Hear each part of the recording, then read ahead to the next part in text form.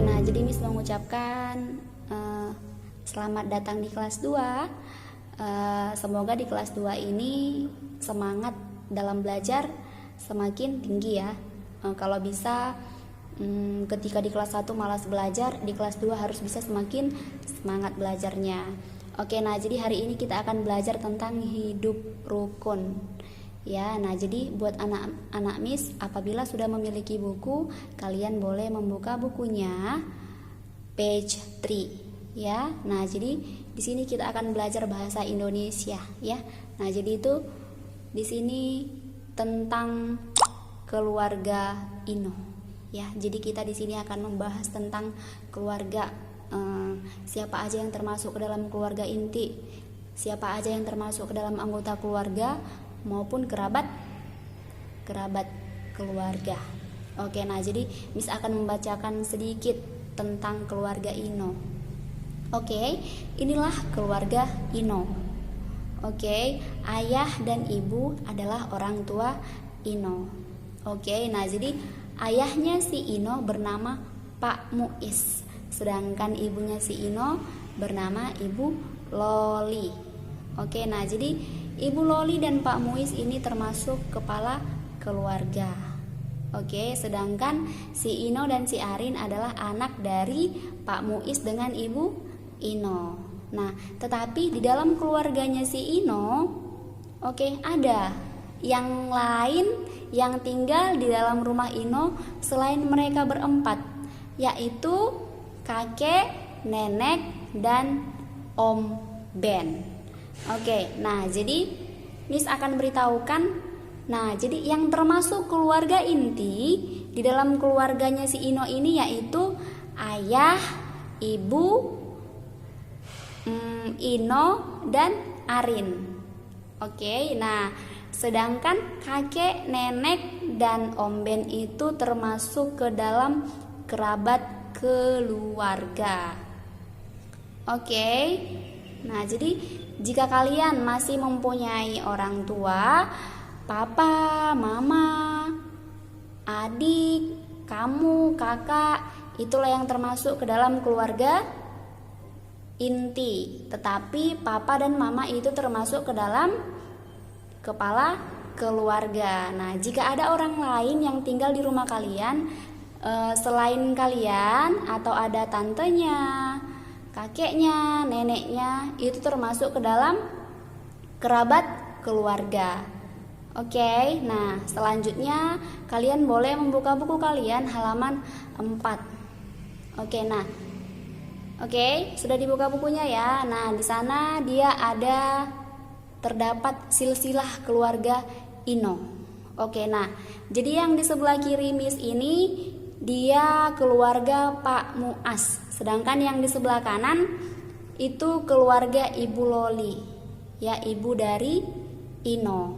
Oke, nah jadi Pak Muas ini ayahnya si Ino memiliki satu saudari, yaitu Ibu Mutia, ya. Nah, sedangkan kakeknya Ino dari ayahnya itu bernama Kismo, dan neneknya Ino dari ayahnya itu bernama Hanum. Oke, itulah dia dari keluarga Pak Muas. Nah, sedangkan dari Ibu Loli, ibunya si Ino, ibunya ini memiliki 2 saudara. Yang pertama Isti dan yang kedua itu ada Om Ben. Ya, nah kemudian kakeknya Ino dari ibunya itu bernama Didu, sedangkan neneknya itu bernama Nenek Bina. Ya, jadi kalau ibu kalian atau ayah kalian memiliki saudara perempuan ataupun saudara laki-laki itu, kalian boleh memanggil bibi ataupun memanggil paman. Baiklah, sampai di sini materi kita tentang silsilah keluarga atau keluarga Ino. Nah, sekarang kita lanjutkan materi kita tentang ungkapan permohonan maaf. Oke, nah pasti di antara kita pasti pernah melakukan kesalahan, baik itu kepada guru, kepada orang tua, ataupun kepada teman kita. Ayo, nah jadi ketika kalian melakukan kesalahan kepada orang lain, termasuk itu orang tua, guru, ataupun teman, apa yang akan kalian lakukan? Apakah kalian akan mendiamkannya atau pura-pura tidak tahu? Nah, jadi hal yang harus kalian lakukan itu yaitu kalian harus meminta maaf. Ya, kalian harus meminta maaf atas kesalahan yang sudah kalian lakukan. Nah, tetapi ketika kalian meminta maaf kepada orang tersebut, ya, tidak boleh dengan sembarangan, harus dengan ikhlas, tulus dan sungguh-sungguh, ya, karena Tuhan tidak menyukai anak-anak ataupun orang yang suka berpura-pura, ya. Jadi kalau kamu pernah melakukan kesalahan kepada teman sebangkunya, kepada orang tuanya, kepada gurunya, nah maka kita harus meminta maaf karena itu perbuatan yang disukai Tuhan. Kalau kita melakukan kesalahan kan kita harus meminta maaf, tetapi kalau kita tidak meminta maaf, nah maka Tuhan akan benci sama kita. Si Anton itu dia sudah melakukan kesalahan tetapi dia tidak mau minta maaf kepada temannya, kan itu tidak baik.